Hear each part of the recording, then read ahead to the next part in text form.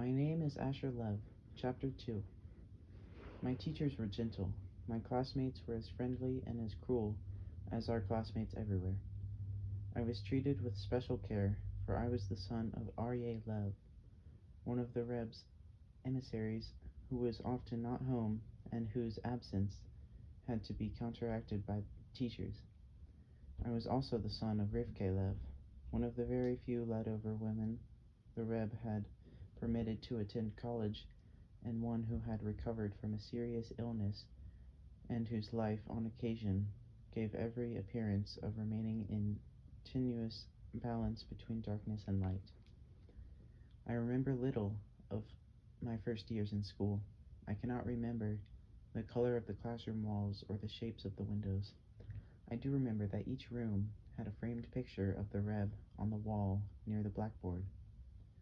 It was a photograph of the Reb's face. The Reb wore an ordinary dark hat. He seemed to be looking at us all the time. After a while, that picture began to appear in my dreams, though I do not remember ever seeing him inside the school during those years. We saw a great deal of the Mashpia. Rav Yosef Cutler, the one responsible for the development of our souls, and whose task it was to teach us the doctrines of led-over Hasidism. He was a tall, dark-bearded man with white hands, dreamy eyes, and a soft voice. He came into our classroom once a week and talked to us about the importance of holiness and righteousness. He told us stories about the Reb and the Reb's father and grandfather. He told us about the hardships and sacrifices of led-over Jews who maintained their Yiddishkeit despite communist persecution. His height and dark beard reminded me vaguely of my thunderous mythic ancestor. His dreamy eyes and soft voice made me think sometimes of my grandfather, the scholar recluse who had mysteriously turned into a journeying Hasid. The school was in an old 4-story red brick building adjacent to the headquarters building of the led-over movement. I attended that school from 8:30 in the morning to 4:30 in the afternoon. We were taught religious subjects in Yiddish and secular subjects in English. All our religious teachers were led-over Jews. The secular teachers were either led-over Jews or Gentiles. There were no non-observant Jews in our school. I did no drawing at all during those early years of school, save for indifferent smears of finger paint for art projects the class undertook to help celebrate festivals. The gift lay buried. I remember that sometime during my first year in school, my mother asked me why I had stopped drawing. I shrugged my shoulder. Is that an answer, Asher? I don't feel like it anymore, Mama. Why don't you feel like it, Asher? I don't know. You are really very good at drawing. I hate it, I said. It's a waste. It's from the Citra Atra, like Stalin. She paled a little and said nothing more. My father never mentioned it at all. To him, it had been another of the slowly disappearing ills of my childhood, like measles, mumps, and chronic tonsillitis. In the summers, we lived in a private bungalow colony in the Berkshire Mountains of Massachusetts. It was a small Hasidic colony on the shore of a small lake. The bungalows were a few yards from a sandy beach. My father worked during the week and came up with the other husbands for weekends. Often on Shabbos afternoons, I would see my parents walking along the beach or beneath the tall trees in the nearby pine grove. My father wearing a white shirt and dark trousers, a small dark velvet skull cap on his head, his face surrounded by the red of his hair and beard. My mother wearing a long-sleeved summer dress or a light long-sleeved blouse and white or pale blue skirt. They never swam. Sometimes they went rowing alone. I would see them on the lake early Sunday mornings when the air was still cool from the night. My father sitting in the center of the boat and facing my mother, leaning toward her as they spoke. Alongside my mother, he seemed very tall, and he always inclined his head toward her when they talked. I played with a few of the Hasidic boys who were my age. Often I wandered about alone. On occasion, my mother and I would walk together and talk about summer things: the sun on the lake, the way the grass grew, the insects at night, the heat of the day, the mountain cold of the night. She asked me often why I had stopped drawing. I gave her shrug of the shoulder answers. She seemed happy during those summers, and I was glad to be near her. But there were odd moments when the dead look returned to her eyes, in the middle of conversation about butterflies, during a walk beneath the tall pine trees, crossing a graveled country road, watching a bird in flight, and I would want to be far from her then. We would return to the city at the end of August, and in September I would go to my yeshiva, and my mother would resume college. She was no longer a light-hearted elder sister. She had become instead an efficient organizer of the temporal traffic that governed our lives. I was never permitted to stray from the time spectrum laid out for me: rise at a certain time, leave for school at a certain time, return at a certain time. My mother's travel schedules were carefully worked out. His trips during those years were brief, local journeys. He went no farther than Boston or Washington. If a change in schedule occurred while he was traveling, he telephoned my mother the very first chance he had. We needed to make maximum use of our time, my mother kept saying. We could each of us accomplish a great deal if we arranged our schedules carefully and made maximum use of our time. But on occasion, I had the feeling there was no more to it than that. Once I returned late from school after a wandering detour along Kingston Avenue. My mother met me at the door to our apartment and screamed at me. I did not recognize her then. Her small body trembled with rage. It seemed to me that my minor detour had upset nothing, especially as I had no homework that day. But I did not detour again for a long time. After supper, she would help Mrs. Rockover do the dishes. Then she would wash the top of the kitchen table. Afterward, she would bring in her textbooks and notebooks and arrange them neatly in front of her on the table. Often she hummed a Yiddish tune. She sat down at the end of the table and went to work. She would sit at the table for hours. It seemed to me often then that the kitchen was not a kitchen at all, that the cabinets were library shelves, the dishes were books, the counters were stands for journals, the sink was a librarian's desk, the room was a laboratory of the mind. I could not disturb her while she studied. I did my own schoolwork in my room. When I was done, I would move very quietly about the apartment. The silence of libraries and archives filled the rooms. She would come in to hear my Kriya Shema. Then she would return to the kitchen and her books. There was no more walking in the autumn winds. There was no more running through snowdrifts. There was no more rowing in Prospect Park. There was no more drawing. The gift seemed dead. My father had resumed his journeys for the Reb the same month that my mother had entered college. He retained his office, but his main task now lay with telephones. Not with telephones, but with travel. He seemed a different person. He glowed with new life.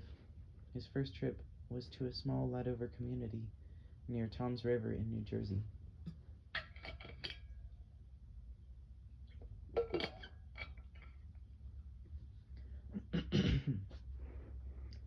He brought them supplies for the high holidays and the Reb's blessing. His next trip was to Baltimore, where he participated as the Reb's personal representative in the cornerstone ceremony for a new Ladover synagogue and community center.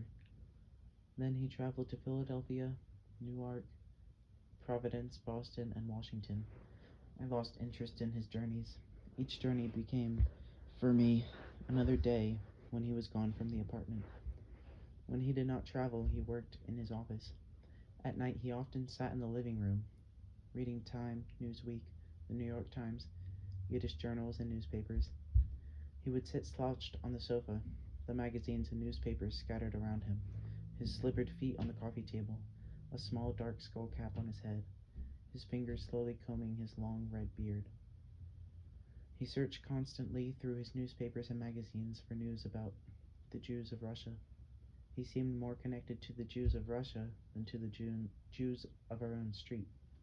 On Shabbos, he never read anything except the writings of the Rebbe or of past leaders of Ladover Hasidism. Often he studied the Talmud, Tractate Sanhedrin. He came home one evening during my second year in school and told my mother that he had been moved to an office on the second floor. His face was luminous inside, its frame of red hair. I saw a flicker of alarm invade my mother's eyes, but it vanished swiftly. I measured time during those years by my tests, by the holidays and festivals, by the events in the lives of people around me. Rosh Hashanah, Yom Kippur, Sukkot, Simchas Torah, Hanukkah, Purim, Pesach, the many Ladover celebrations. That was the cycle of my year. On occasion, I heard of the death of a near or distant member of our group. One winter, someone in our apartment building became ill and was taken to a hospital, and I never saw him again. My aunt, Leah, gave birth to her fifth child, a daughter. My uncle Yitzchak bought the empty store next to his jewelry store, had the adjoining wall knocked down, and doubled his already successful business. Udell Kernsky took a job in the stationery store on Kingston Avenue, 3 doors away from my uncle. The store was one of 2 owned by a Ladover, who ran the other, larger store by himself in Flatbush. Udell Kernsky lost his thin, pinched look, put on weight, and grew a thick, dark beard streaked with gray. He still wore the casquette. He still glanced nervously around him from time to time. I liked Udell Kernsky. It was to his stationery store that I detoured the day I came home late and was screamed at by my mother. Our Crown Heights Ladover community grew quickly during those years. Almost every Shabbos, I saw new faces in the synagogue. They were coming from Western Europe and from those parts of Eastern Europe that still permitted people to leave. Very few came from Russia.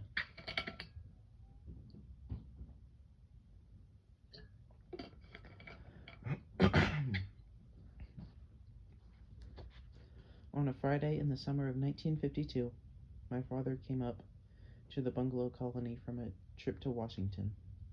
I was on the beach tossing pebbles into the water when I saw the cab drive up the main road and turn into our driveway.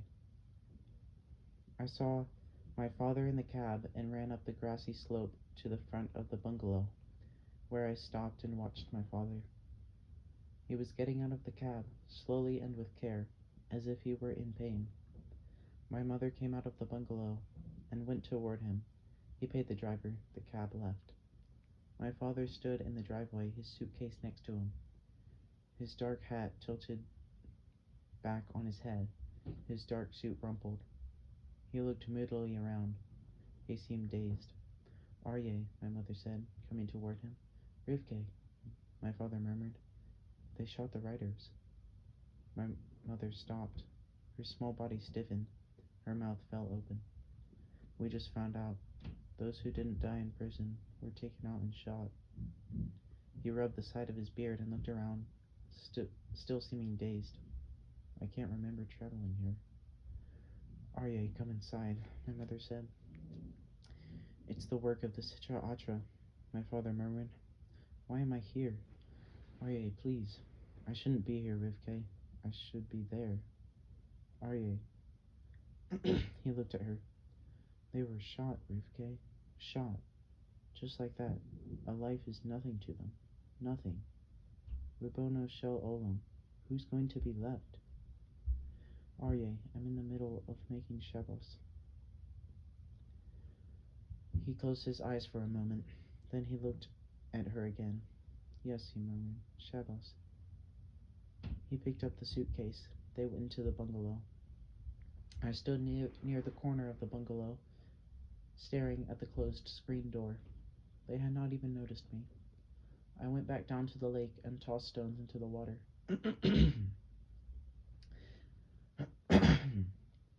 My parents were together a great deal that weekend. My father looked tormented. I was afraid to talk to him. He seemed to need my mother's presence. I heard him say to my mother that Shabbos afternoon, they kill people the way people kill mosquitoes. What kind of human being kills another human being that way?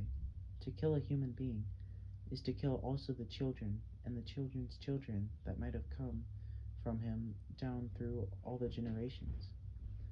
My mother murmured something I could not hear. They were standing near the lake, and I was a little away from them along the shore.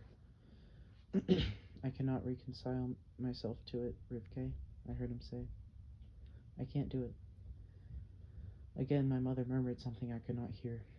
Rivke, please, I heard my father say. I'm not made for sitting still, and my father's work is also incomplete. He rubbed the side of his beard. They're dying, Rivke. Why am I here? Do you know how much work has to be done in Europe? I saw my mother looking up at him. She brushed her fingers across his eyes. Then she moved toward him and held his arms around her thin shoulders.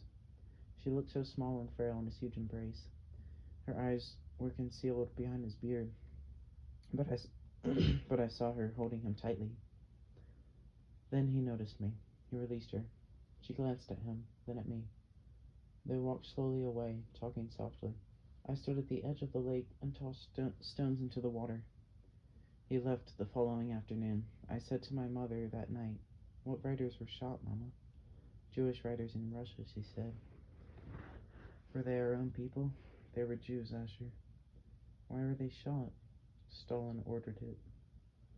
The dreaded name again, the demonic agent of the Sitra Achra.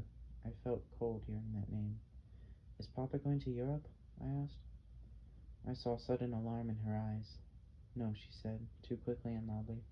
"I wish Papa wouldn't travel so much." "Your father travels for the Reb." "I wish he didn't travel so often. I don't like Papa to be away so much." "You'll get used to it, Asher." "No, I won't. I don't want to get used to it." You will have to get used to it," she said quietly. She was talking to herself, too. "It is your father's work for the Reb." "Why?" "Because his father traveled for the Reb's father." "Yes, Mama, but why?" She looked at me and was quiet a while. Then she said softly, "It is a tradition in the family, Asher. We have to help your father." "Where are you going?" "To the lake." "Asher, we're in the middle of talking." "I finished talking, Mama. It's dark by the lake." "I know the way." I left and went down to the lake and threw my stones into the water. There were nights during those years when I could not sleep. Often I would go to our living room and stand by the window and look out at the parkway. Late one night, I woke from a dream about my mythic ancestor and went to the window and pulled up the Venetian blind. It was clear. It was a clear night with a full moon that cast shadows upon the street. The street seemed deserted. Then I saw a man walking slowly along the street near the house. He walked with his hands clasped behind his back. Some distance in front of him walked two tall, bearded men. About 15 feet behind him were two more tall, bearded men. The man had a dark beard and wore a dark coat and an ordinary dark hat. I could not see his face. He continued slowly along the street, a man with a beard and an ordinary dark hat walking alone in the shadows of the trees. On the last day of the year in which the writers were shot, a storm buried the city beneath 4 inches of snow. The following day, the first day of 1953, there was a bus strike and a dock strike. The city seemed dead. I stood at the window of our living room one evening in the first week of January and thought the snow would never end. I walked through it to school the next morning, feeling it against my face and eyes. In the evening, it was still falling as a powdery mist, and the earlier snow was turning wet on the streets. Then in the night, a windstorm came up. I watched the trees swaying crazily and heard the sound of the wind as it whipped around the corners of our building and blew against the windows. The wet snow froze. I walked to school on ice the next morning and discovered that one of my classmates had broken an elbow the night before when he slipped while going with his father to the synagogue for the evening service. The next day was Shabbos. In the morning, we went to the synagogue. After lunch, my father went back to the synagogue to hear the Reb's Shabbos afternoon talk. My mother and I spent part of the afternoon in the living room. We often spent time together on Shabbos afternoons. She would tell me about her week in school, and I would tell her about mine. That Shabbos afternoon, she told me about a lecture she had attended on the rise of Islam. One of the leaders of that religion had given orders to destroy the great ancient library of Alexandria because he believed that his holy book, the Quran, was the only important book in the world, and therefore no other book was worth preserving. The library was burned to the ground. Many of the greatest books ever written were lost forever because of that fire. I was looking out the window at the snow on the trees. Was it the same kind of snow that fell on Siberia? Are you listening, Asher? Yes, Mama. She went on with the story. Does Udo Krinsky remember Siberia each time he sees such snow? I stared out the window and felt vaguely entombed. Are you all right, Asher? I heard my mother ask. Yes, Mama. You look pale. I'm just tired. You're tired all the time, Asher. I said nothing. Do you want to tell me about your week in school? Do I have to, Mama? No, she said quietly. You don't have to. I gazed out the window. I've never seen so much snow. Is there this much snow in Siberia, Mama? She looked at me. After a moment, she said, More, Asher, much more. More snow than this? How can anyone live 11 years in more snow than this? My mother was quiet. I'm glad Papa brought Reb Udal Krinsky out of Russia. My mother said nothing. I thought I heard her sigh. We sat there together, gazing out the window at the snow. The next morning, my father flew to Boston on a journey for the Reb. It snowed all that day. A freezing wind blew through the parkway. Standing at the window, I saw the wind blow the snow in white waves across the parkway. Saw the snow beating against the buildings and piling in huge drifts along the tall iron fences fronting some of the apartment house lawns along the street. I spent the morning doing homework and moving quietly around the apartment, careful not to disturb my mother, who was always at the kitchen table surrounded by her books and papers. Mrs. Rackover did not come on Sundays. My mother prepared lunch. We ate on a corner of the kitchen table, which she cleared by moving her books aside. After lunch, I read a story about the Reb's father in the Lightover magazine for youth, which was distributed to all the students in the yeshiva. It told of the Reb's father teaching Yiddishkeit in defiance of communist authorities and being threatened with a bullet from a Russian policeman's pistol and responding that he had no fear of death because he believed in God and knew what awaited him in the next world. Instead of shooting the Reb's father, they had sent him to prison. For a long time after I finished the story, I lay in bed seeing the Reb's father with a pistol at his head. I wondered what I would do if a Russian policeman pointed a pistol at my head and told me to stop teaching Yiddishkeit. I thought of Udo Krinsky in Siberia. For the very briefest of moments, I thought of the drawing I had made years before with Udo Krinsky. I did not even know where that drawing was. Then I forgot about the drawing and looked at my window. It was dark. I went to the window. It was still snowing. I saw the snow falling through the lights of the lampposts. The night was wild with wind and snow. I wondered how my father would get home. I went to the kitchen. The table was cluttered with books. My mother was not there, nor was she in her bedroom. I found her in the living room in front of the window, looking out at the snow-filled night. The Venetian blind had been raised almost 3/4 of the way and had jammed again. It lay diagonally across the verticals of the window. My mother stood with her face against the window.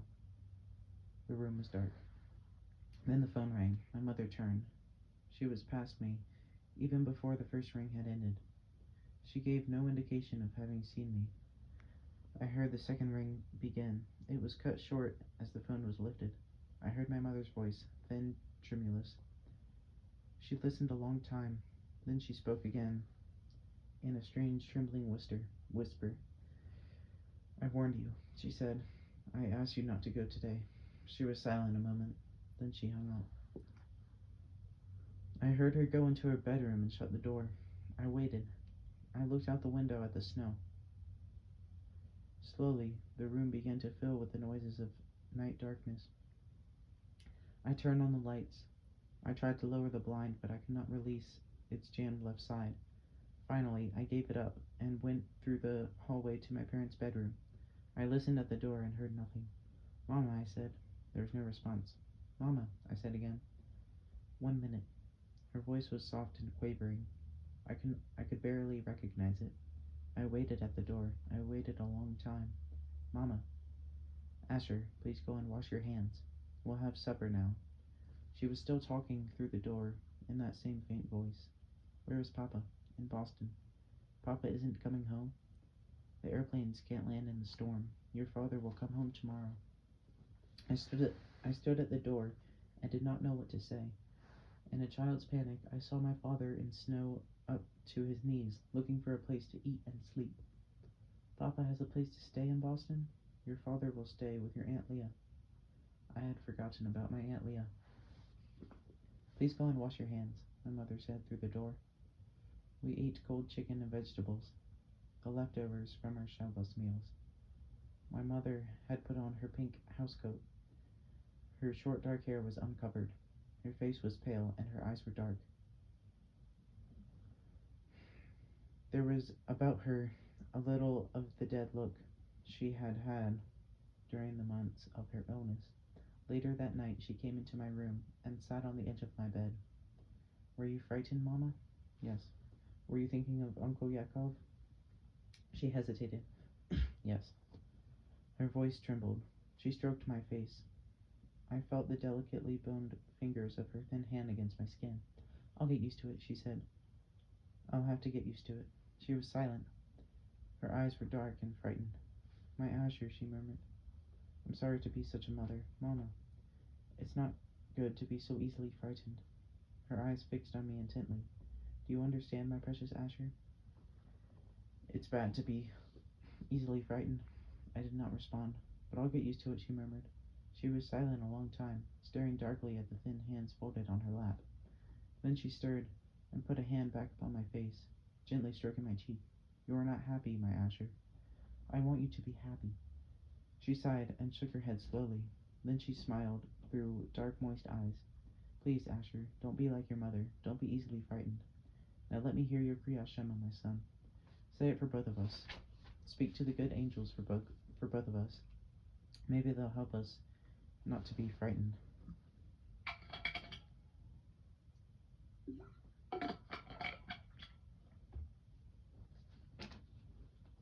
I said the Kriya Shema. She leaned over and kissed my forehead.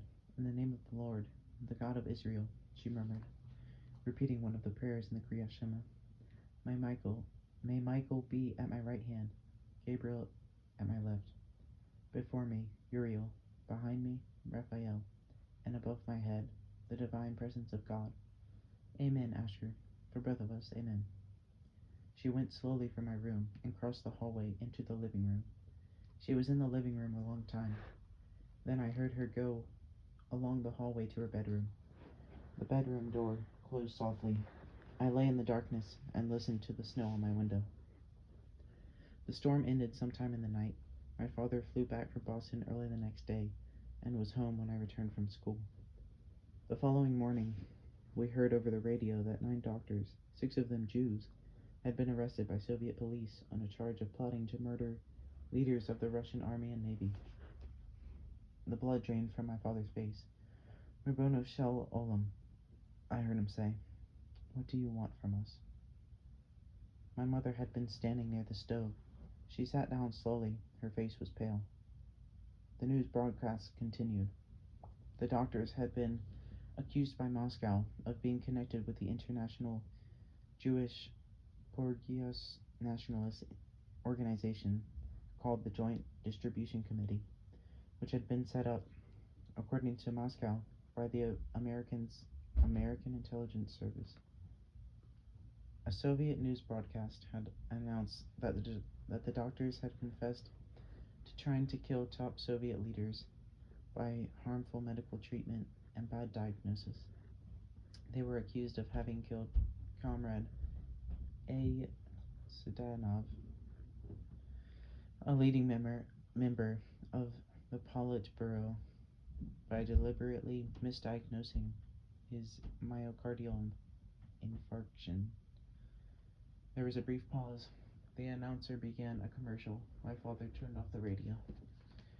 He's going to use this, my father said in a frightened voice to my mother. He will start a bloodbath. The phone rang. He quickly went from the kitchen. My mother and I sat at the table in silence. My father came back into the kitchen. I have a meeting with the Reb and Rav Mendel Dorochov. My mother sighed and nodded slowly. Eat something first, she said. Later. Aryeh, have some orange juice. She said the appropriate blessing and drank a small glass of orange juice. Then he put on his jacket and coat and hat and left the apartment. Will Papa go away again today? I asked my mother. There will probably be meetings all day today. She looked at me. Let's try not to be frightened, Asher. Remember, we said we would try. We said we would try. After a moment, she said, I think your father will be going away more often now. She said it resignedly and with darkness in her eyes. Later that morning, I came into my school building and walked along the corridor to my classroom. Most of the students were already there. Some were settled at their desks. Others were running noisily around the room. I took off my coat and scarf and galoshes and went to my desk. The boy in the desk next to mine looked up from the book he was reading. He was short and chubby and wore thick glasses. I did not like him. How much is 9 times 22? He asked. I don't know. How much is 9 times 12? I don't know. You'll fail the arithmetic test. I had forgotten about the test. I don't care. I wish my father was on the Reb staff. I could fail and get away with it also. I wish it too, I said. We did not have the arithmetic test that day. A special assembly was called. There were over 300 boys in our school. We all filed into the auditorium. The mashpia, Rav Yosef Cutler, climbed onto the stage and spoke softly in Yiddish into the microphone.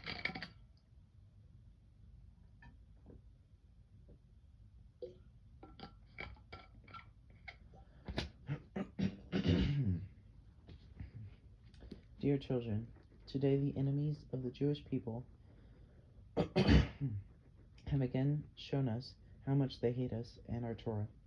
The Russian bear has cast 6 of our people into the pit. Our tears and our prayers go out to our brothers and children of Israel in this moment of darkness. For hundreds of years, Jews have suffered from the murderous hatred of the Russians, first under the Tsars and now under the Bolsheviks. The Russian government is different, but the Russian hatred of the Jew is the same. This morning, the Reb asked me to ask all our dear students to plead with the Master of the Universe to spare the lives of the Jewish doctors and return them safely to their families, and to pray for the redemption of all our oppressed people everywhere. We all stood as the mashpia chanted a Hebrew prayer. Then we answered Amen and filed silently back to our classrooms. I came out of the school building in the early darkness of the winter day, and instead of turning toward home, I went in the opposite direction to Kingston Avenue. I walked quickly along Kingston Avenue, went past my uncle Yitzchok's Jewish jewelry and watch repair store, and came into the stationery store where Yudel Krinsky worked. I saw him standing on a ladder behind the counter, reaching for pads of paper. There were 2 women ahead of me. I waited. Looking around, I noticed that a new glass display case had been placed to the right of the door. The case was small and had 3 shelves filled with art supplies, pencils, crayons, watercolors, brushes. There were boxes with names I did not understand, like Conte crayons, Rembrandt pastels, Grumbacher zinc white. Next to this display case was a tall metal cabinet with an open slanting top divided into sections by metal strips. The sections were stocked with tubes of oil colors. The son of Reb Aryeh Lev. I heard Yudel Krinsky say in Yiddish in his hoarse voice. How can I help you? He wore a white frock over his shirt and trousers. He had on his casquette. He looked relaxed and cheerful. I need a notebook, I said in Yiddish. A Hebrew notebook or a Goyish notebook? A Hebrew notebook. Here is a Hebrew notebook for the son of Reb Aryeh Lev. I need also a pencil. A dark pencil or a light pencil? A dark pencil. Here is a dark pencil for the son of Reb Aryeh Lev. How is your father? He is well, thank you. He is at meetings all day long about the doctors. The doctors? The Jewish doctors in Russia. Ah, he said. His thin face darkened. Yes, the Cossacks came out again. Will they send the doctors to Siberia? I do not doubt it, but if they will not shoot them, they will send them to Siberia. Is Siberia really very cold? He looked at me closely, his eyes clouding. Siberia is the home of the angel of death. It is the place where the angel of death feeds and grows fat. No one should know of it, Asher. No one, not even my worst enemies, all of whom, thank God, I left behind in Russia. Only Stalin should know of it, but even he should know of it only for a little while. I have a Jewish heart even where Stalin, may his name and memory be erased, is concerned. Now, what else do you need? Paper, pens, erasers? It is a big store, and we have, thank God, everything. I did not need anything else. I thanked him and hurried home in the dark. My mother was not due back from college until later. Mrs. Rackover met me at the door. Where were you? I had to buy a notebook. Your mother knew you had to buy a notebook? I forgot to tell her. Your mother does not like you to come home late. What shall I say when she asks when you came home? I don't care. She looked at me sadly. You are not the boy I thought you would be, she said. What do you mean? Take off your coat and galoshes. I will give you a glass of milk. You still care about milk, yes? I did not tell my mother. I slept late the next morning. My father woke me. I sat up in my bed. My father looked upset. I saw the mashpia at yesterday's meeting with the Reb. He gave me a bad report, Asher. I looked down at the hills. My knees made beneath the blanket. Look at me, Asher. Yes, Papa. Are you feeling all right? I'm tired, Papa. The mashpia told me you aren't studying. What would your grandfather say if he knew you weren't studying? I was quiet. My father regarded me silently. His clothes were rumpled. He looked as if he had been up all night. I'll talk to you more about this another time, he said. I'm disturbed by what the Mashpee had told me. I lay back on my pillow and covered my eyes with my hand. Asher, today is a school day, I heard my father say. I'm tired, Papa. Are you sick? I don't know. I felt his hand on my forehead. His fingers were dry and cool. You have no fever. I'm very tired, Papa. I want you to get up and get dressed to go to school. The phone rang. I want you to get up now, Asher. Aryeh, my mother called. My father went from the room. Now, I thought, now. But I'm tired, and I don't care. What difference does it make? Oh, I'm tired. Why am I so tired? Maybe I'm sick. Maybe I should ask Mama to take me to the doctor. Mama wouldn't take me to the doctor. Mama has no time. She'll ask Mrs. Rackover to take me to the doctor. Then I thought of the Jewish doctors in Russia. Then I thought of Siberia. Then I thought of Udall Krinsky. I sat up on the edge of my bed and began to get dressed. I heard my father go through the hallway and out of the apartment. I dressed quickly. Later that day, I came out onto the street and after school and walked along Brooklyn Parkway and Kingston Avenue to the stationery store. Udall Krinsky was behind the counter, stacking reams of paper on a shelf. Shalom Aleichem to the son of Reb Aryeh Lev, he said. I need another notebook, I said. Yes? What kind of notebook? A Hebrew notebook. And a pencil? You need a pencil? No, thank you. The store smelled of paper and pencils and crayons. It was a warm smell. I liked being inside that store. Udall Krinsky looked across the counter and smiled at me. What else can I do for the son of Reb Aryeh Lev? Did Stalin send many people to Siberia? He blinked. Then he said, nodding, I understand. Did he? Many millions. Did he kill many people? Tens of millions. Did the world do anything? Exactly what it did when Hitler killed Jews. What? Absolutely nothing. I do not understand. What do you not understand? Why the world kept silent? I also do not understand. We looked at each other across the counter. I have to go home, I said. Do not forget your notebook. I picked the notebook up off the counter. Asher, you do not have to buy something each time you want to come in to talk to me. Thank you, I said. I went out of the store and ran home. Another notebook? Mrs. Rackover said. I showed her the notebook. I see. And what shall I tell your mother? I shrugged. I should tell your mother you made like this with your shoulder? I said nothing. Asher, why do you go to that store? I like Reb Udall Krinsky. She looked at me and was quiet. Then she said, Take off your coat, Asher, and I will give you a glass of milk. The next day, my father flew to Washington and returned home very late at night. When I woke Friday morning, he had already left for his office. In the kitchen over breakfast, my mother said, You've been going to Reb Udall Krinsky's store after school? Yes, Mama. Why? I like him. Why didn't you tell me you were going? I was afraid you would be angry. She regarded me in silence for a moment. Then she said softly, I'm sorry I make you afraid of me, Asher. I don't want to make you afraid of me. I was quiet. After a long moment she said, Asher, you understand your father is very busy now because of what has happened in Russia. Yes, but I wasn't really certain I understood. You understand the Russians are hurting Jews. Yes, Mama. You understand your father is trying to help those Jews. Yes, Mama.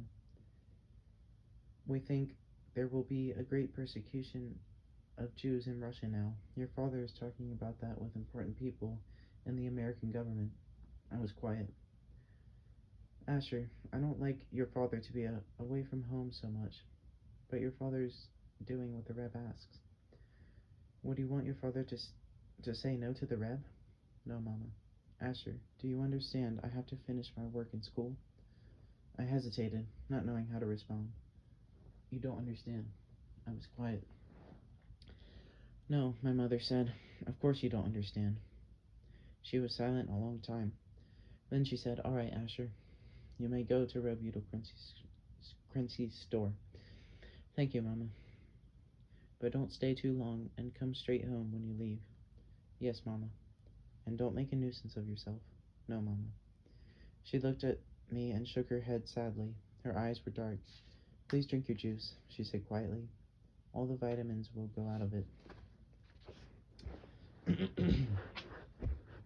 It was my father's custom to wake very early on Shabbos morning and go to the mikveh, which was a one-story red brick building on the corner diagonally across the street from our house.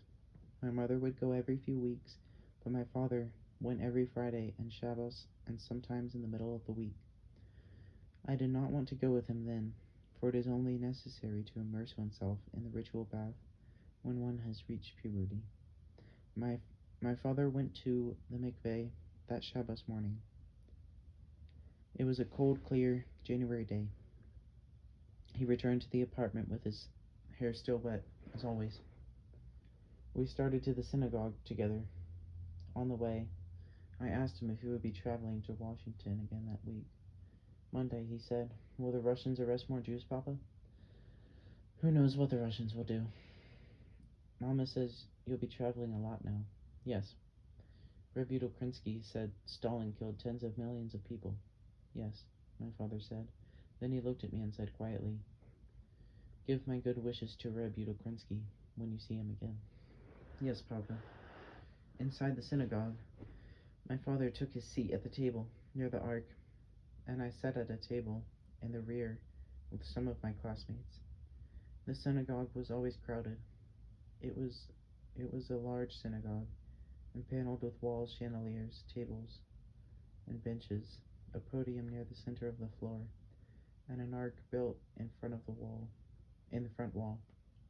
Off in the corner, to the right of the ark, near a narrow door that led him from the synagogue to a small private room, was the cushioned chair on which the Reb usually sat, a talus covering his head so that his face could not be seen. He would come in with his head covered and go out with his head covered. Only an edge of his beard would be visible. Sometimes he came in only for those sections of the service that had to be prayed together with the congregation. He prayed without swaying back and forth, with no movement of any kind. He came into the synagogue that Shabbos about 20 minutes after the start of the service. He seemed particularly still as he prayed. His face was buried in the talus. He sat in his chair, looking like a small white sacred mountain. I watched him. I saw others watching him. About 10 minutes before the end of the service, he rose and left the synagogue through the small door near the ark. I said to my father on the way back from the synagogue, Did the Reb pray for the doctors, Papa? I'm sure he did. Will you be traveling to Russia now? If a person was born in Russia and then left, it's dangerous for him to travel there. But will you travel there, Papa? I don't know, Asher. Right now, I think I'll travel into bed. I have a headache. My father did not attend the Reb's talk that afternoon. Instead, he went to bed with a fever. I saw him lying in his bed, his red beard sticking out over the pale green blanket. Rivke, this is foolishness, he said. A fever is never foolishness, my mother said. It's foolishness. I have to be in Washington Monday. This talk about foolishness echoed faintly inside me, as if I had heard it before, but I cannot remember. Asher, please go out, my mother said. Out, please. One sick man in the house is enough. I need 2 aspirins, my father said. You need antibiotics, and I'm calling the doctor as soon as Shabbos is over, my mother said. We don't want complications. You have Washington Monday, and I have a test Monday afternoon. Asher, out, I said. Out, please. The doctor came that night, a cheerful young man with a round face and shell-rimmed glasses. My father had a slight bronchitis. The doctor prescribed antibiotics, liquids, and bed. When I came into the kitchen the next morning, I found my mother at the table asleep over her books. She had on the same clothes she had worn the night before. "Mama," I said. She did not move. She lay with her head on her arms, almost sprawled on top of her books, breathing softly. I put my hand on her shoulder and shook her gently. "Yes," I heard her say, her voice muffled by her arm. "Yes, yes, Yakov." I took my hand from her shoulder. "Yakov, I will pass the examination," she said, moving her lips against her arm. She talked in Yiddish. "Do not worry yourself, Yakov." "Mama," I said loudly. She came suddenly and sharply awake, and sat up straight and stared at me. Her blonde wig was awry. She had worn it when the doctor had come in and had not removed it. "Mama, are you all right?" She looked down at her books. Then she looked at the kitchen clock. I fell asleep at the table. Her eyes were puffed. The side of her face that had rested against her arm was blotched red. "I have to see how your father is." She rose unsteadily to her feet and went from the kitchen. A few minutes later she returned. She had removed the wig, changed her clothes, and washed her face. "How is Papa?" "Your father is grouchy. He asked you to please go down and buy a New York Times. Will you do that?" "Yes, Mama." "Without going by way of Kingston Avenue?" "Yes, Mama." "And please buy the Yiddish papers, too." "Yes, Mama." "Will Papa be able to go to Washington tomorrow?" She looked at me. "If the Ribbono Shell Olam wants your father to go to Washington tomorrow, he'll go to Washington."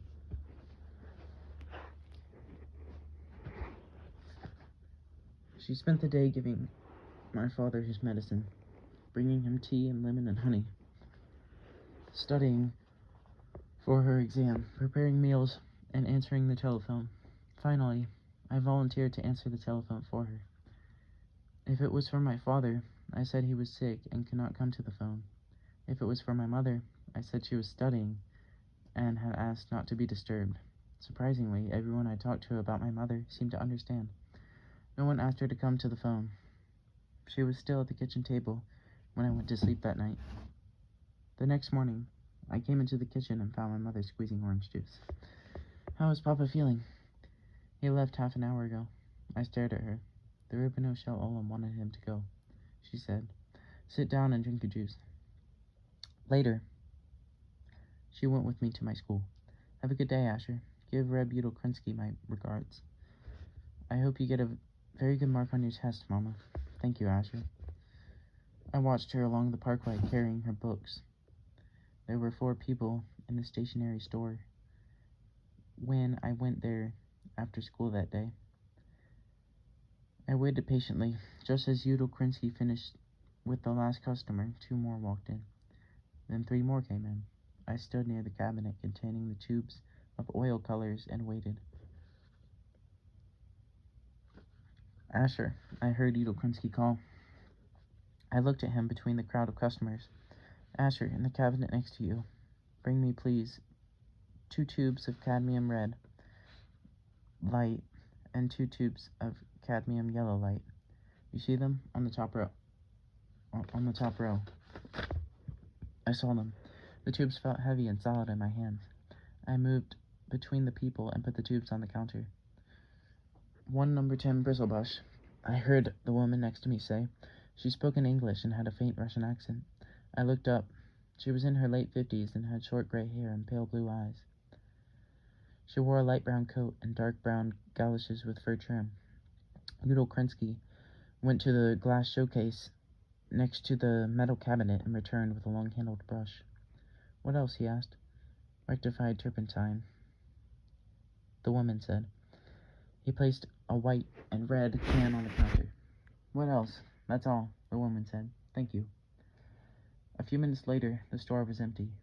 "All day long, people, people, people," Udall-Krinsky said. "In Russia, we do not use paper the way it is used in America. Here it is used like air." He looked at me. "How is your father feeling?" "He flew to Washington. My father flew to Washington. He's finished with his bronchitis? Yes. I wondered how he knew my father had had bronchitis. When Reb Aryeh Lev is sick, people worry. Now, Asher Lev has a question for me today? Yes. Ask. But while you ask, you can help me put these boxes on the shelf, yes? My mama says there will be a great persecution of Jews in Russia now. Do you think the Russians will do that? Not for 1 minute do I doubt it. Why else would they arrest Jewish doctors in this way? My papa is trying to help. Yes, I know what your father is doing. Give me that other package, Asher. Yes, thank you. If we lived in Russia now, would they be sending my papa to Siberia? He held a package in midair and peered at me intently. A strange question, he murmured. Would they? Not for 1 minute do I doubt it, he said, or they would shoot him. I came out of the store a few minutes later and went home. It was dark and sharply cold. The naked trees moved brokenly to the icy wind. Would you like cold milk or hot cocoa? Mrs. Rackover asked. It is bitter outside. Hot cocoa, please, I said. She did not say anything to me about Reb Udokrinsky. My mother came home as I was finishing the cocoa. There was snow on her blue coat and blonde wig. I did well on the test, she said. All our lives should be as easy as that test.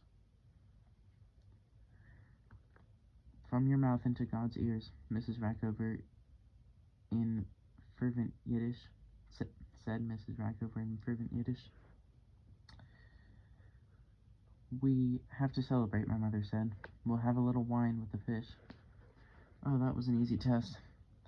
What was it a test in, Mama? You know where Papa keeps the wine, Asher. Please bring a little bottle and put it in the refrigerator. What was the test in, Mama? Russian history, my mother said. About an hour after supper, it began to snow heavily. My mother and I stood at the living room window, watching for my father.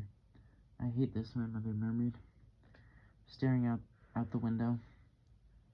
Oh, Rubono Shel Olam, I hate this. Why do you do this? Tell me why. Who needs this? Who needs it? Then she spoke in Yiddish. Yaakov, please be an interceder for me with Rubono Shel Olam.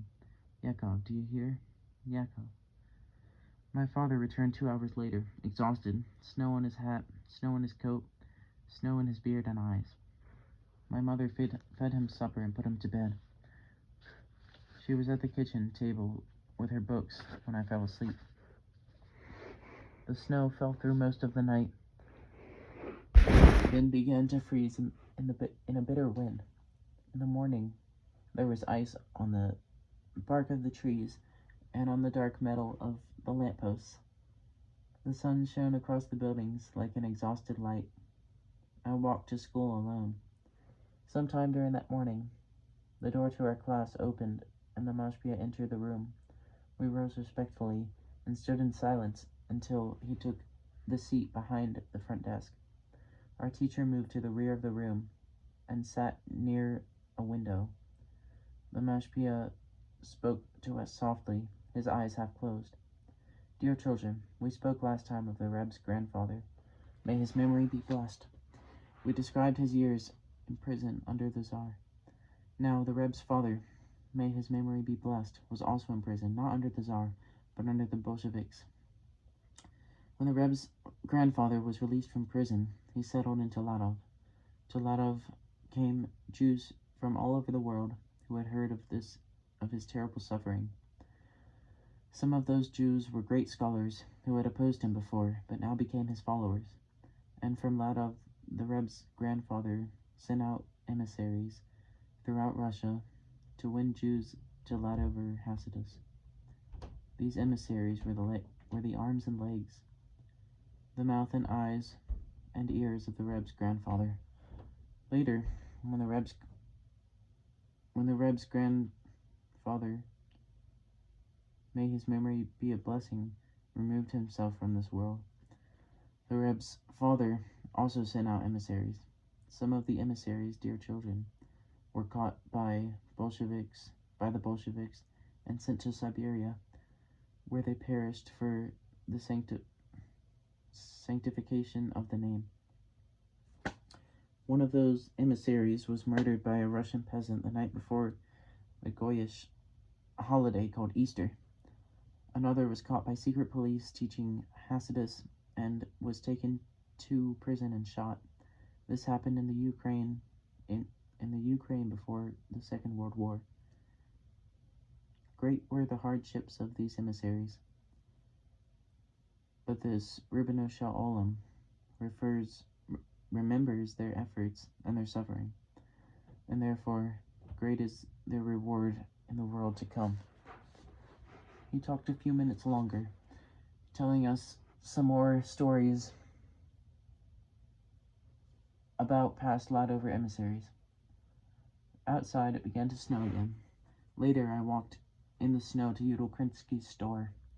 I found behind him the counter, sorting paintbrushes. He was alone in the store and was surprised to see me. "In such a storm you walk to the store? You should go straight home." I did not want to go home. It was warm in the store, and there was that smell of new paper and pencils. I took off my coat and galoshes. Udall Krinsky waved a brush at me. "Outside is like Siberia. You are sure you should not go home?" "I can stay a little while," I said. "Then help me with the brushes," he said. "A Jew should not only talk, he should also do." I helped him sort the brushes. Then I helped him stack loose leaf fillers and boxes of index cards. We talked as we worked. Somewhere in the talking, he began to tell me of his life in Russia. He had lived with his wife and children in a small city in the Ukraine. There were other Ladover Hasidism in the city, and they all worked in a hat-pin factory that was managed by a man who had grown up in that city. He permitted them not to come in on Shabbos. Then a Russian was sent to take over the factory. This Russian discovered soon enough that the factory was a place of refuge for Jews who observed the Shabbos. He called a meeting of all the workers, Jews and Gentiles, and influenced the Gentiles to vote against having workers missing from the factory on Shabbos. The Ladover Jews remained with the factory but stayed away on Shabbos, when their places were taken by Russians. The management was satisfied with this arrangement, but in the eyes of the secret police, those Jews became enemies of the Soviet state. After a while, 10 of the Jewish workers were arrested and sent to Siberia. Udall Krinsky was one of the 10. He paused, blinked his large eyes, and scratched his beak-like nose. He glanced around nervously. Then he took a deep breath. He put down the ream of typing paper he held in his hands, and without a word, went through the curtained doorway to the small room in the back of the store. He was gone a while. I looked out the plate glass window. It was snowing heavily. I began putting on my galoshes. Udall Krinsky came out from the rear of the store. He stopped behind the counter and peered through the window at the snow blowing through the street. He shook his head again and began moving about the store, turning off lights. A few minutes later, we stood outside in the snow. He closed and locked the door, fumbling nervously with the ring of keys. Sometimes in Siberia when it snowed, it was colder inside than outside. He paused. "Your father should live and be well," he said. "You and your mother should both live and be well. Be careful going home in the snow, Asher. Snow is an enemy." I watched him walk away up Kingston Avenue, a small man huddled inside a heavy dark coat and wearing a dark casquette. I went quickly along Kingston Avenue and turned into the parkway. The snow was thick. I could feel the icy surface of last night's snow beneath the snow now on the street. It was slippery and treacherous, and I took a long time getting home. Coming up to the apartment house along the parkway, I raised my eyes and looked through the snow at our living room window. I saw my mother framed in the window, staring down at me. She met me at the door. "Where were you?" I told her. "Do you know what time it is?" "We had talked about Russia and Siberia," I said. She wasn't listening. She seemed in a frenzy of rage and panic. "Your father is in Detroit. You come home almost an hour late. What do you want from me? What are you doing to me, Asher?" She was screaming. "I don't understand. What did I tell you? Tell me, what did I do to you?" I stared at her, feeling terrified, feeling a dark horror move over me. "Didn't you realize someone was at home waiting? Didn't it occur to you what it means to wait? I called the school 10 minutes ago and there was no answer. Asher, do you know what those 10 minutes of waiting were like?" Her voice broke. She took a trembling breath. "Ribino shel olam," she said. "What do you want from me?" She turned suddenly and went along the hallway. "What do you want from me?" I heard her say again. Then I heard the door to her bedroom slam shut.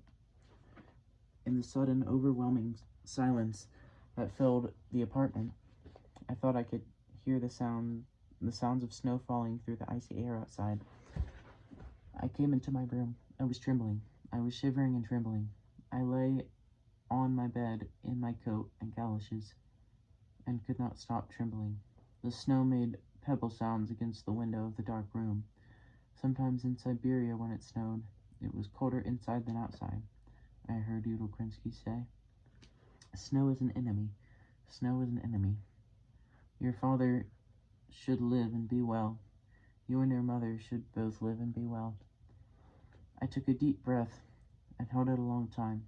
I held my hands tightly together. I stiffened my body and legs. I could not stop trembling. The apartment was very dark. I heard the door to my parents' bedroom open.